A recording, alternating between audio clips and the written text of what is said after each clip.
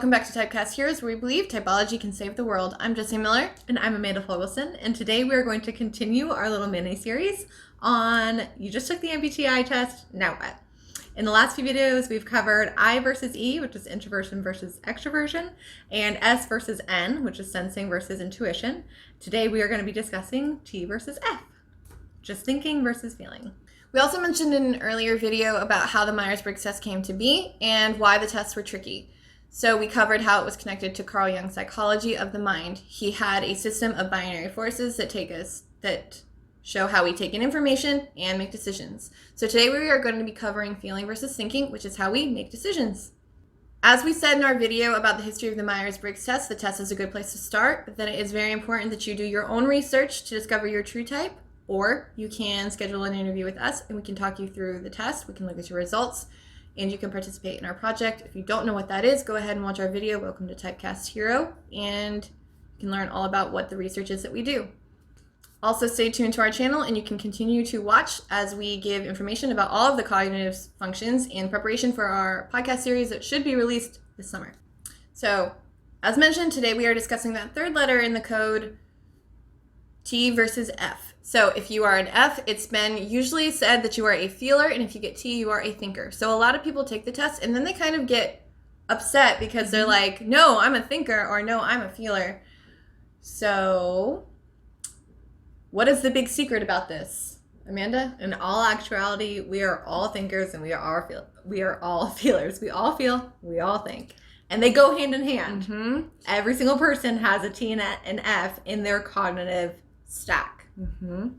We will be discussing in depth what that cognitive stack is very soon. So it's very important to remember that everybody has both. It's just which one do you tend to rely on most when you are at your best? What is your default setting? Which one do you rely on most?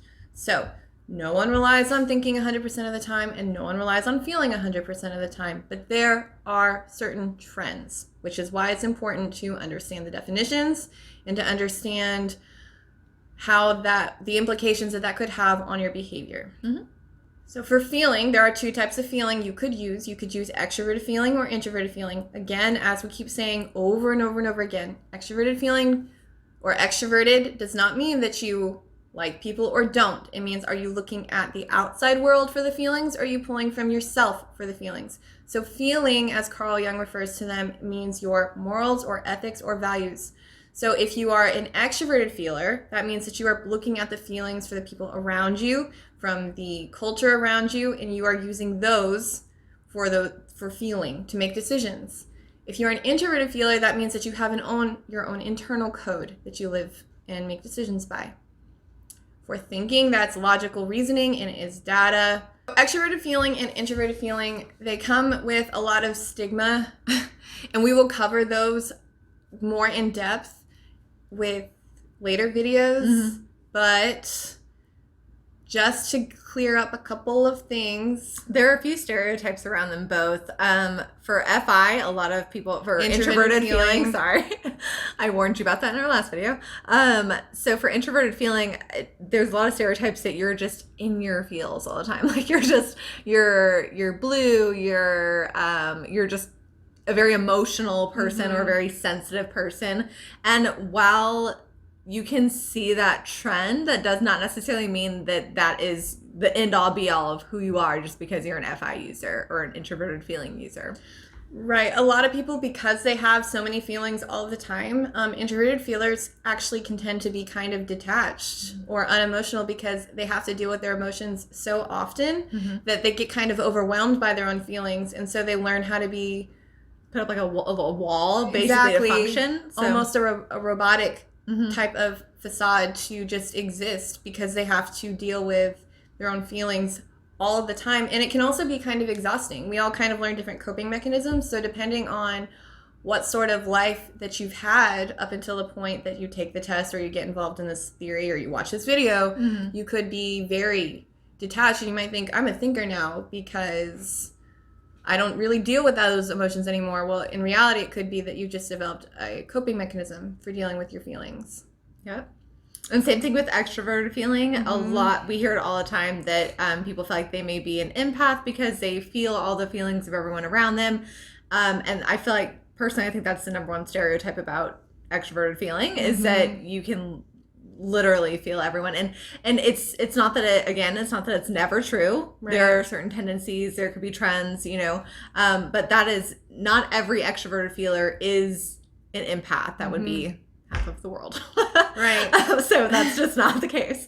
And again, you, especially if that's one of your leading functions, you might be able to pick up on others' feelings or their emotions a little bit easier than other people. But human beings in general were meant to be able to be empathetic towards others. Right. So that's not a trait that's just for extroverted feeling. So there are certain thinker types that have feeling as their third function. We will explain that more in depth later. But because feeling is so high in their stack, they are very empathetic. They are very caring. They are very loving and nurturing. And so just because you have thinking in your third does not mean you're automatically some robot who has no feelings whatsoever. I think that's a very unfair stereotype. I was actually contacted by some people who saw our video about secret superpowers, or who saw our little graphics on the secret superpowers that we post. And we had said that ISTJs were lovers, not fighters, and that the INTJs were secretly romantic. And the ENTPs were compassionate. So the ENTPs were compassionate, and we put that on Reddit, and so many people commented that they really that resonated with them. That's not what we're known for at all. That's not the big thing about ENTPs. In fact, it's quite the opposite. So right. But we rely heavily on our extroverted feeling, depending on who you are. I've really strengthened mine. I've actually purposely focused on mine to grow it, which is why I get so happy when some people confuse me as an ENFP sometimes. And same thing with Jessie and her thinking. Right. So the point of that is that that feeling is not just for the feelers, right? So now moving on to the thinker types. So there are two types of thinking as well. So thinking, as Carl Jung describes it, it is just data and facts and logical reasoning. So introverted thinking is when you look at all of the data and the facts and the information around you, and you decide, this is what makes sense to me. I'm going to take it and make it part of my logical system. Extroverted thinking is when you are putting logic on outside systems. So you look for things to be efficient. You're looking for things to be effective. You're looking for systems and information to be accurate, but you're not owning it. It's not yours. It's just out in the world. You get frustrated when it doesn't work right because it just should. So that is what extroverted thinking is most known for. It gets very frustrated when things are not just should work, right? So whereas introverted thinking would probably get frustrated because it doesn't make value sense. And it's something that is personal to them. If their idea isn't working, or if what they are saying isn't accurate or anything like that, that could really affect that individual. Who hold for the TI users who are going to come at us because we said subjective with TI. So, subjective. By the way, we're both TI users. We are both introverted thinkers. Yes. And again, I understand that there's some things on the internet, MBTI community. I get that. I'm just using Carl Jung's words. Subjective is anything that we get from ourselves. So any introverted function is by definition subjective. Anything that is extroverted is, in Carl Jung's definition, objective. I understand that there's a lot of fighting about that. That's okay. I still love you, and I will still hear you out. I promise. I won't even argue. I'll just hear you out. Promise. So, as Amanda was saying earlier, just because somebody is a thinker doesn't mean that they don't have any feelings, but just because feelers have an F in their third of their code, that doesn't mean they can't think. I am an INFJ. But I do have thinking as the third in my stack, so I'm a very strong thinker. I rely very, very heavily on my introverted thinking process, probably too heavily, often.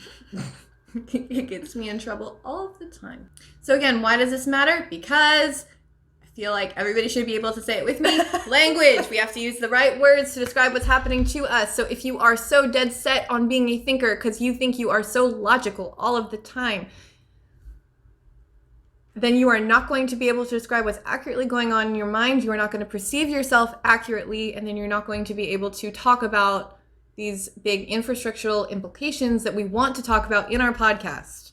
Also, you guys, being a thinker doesn't mean that you're automatically more intelligent than the rest. Or that you're right. Yeah, and being a feeler doesn't mean that you're less intelligent or that you have the moral high ground. Because you don't sometimes. So just be accepting of everyone, always. Please. Your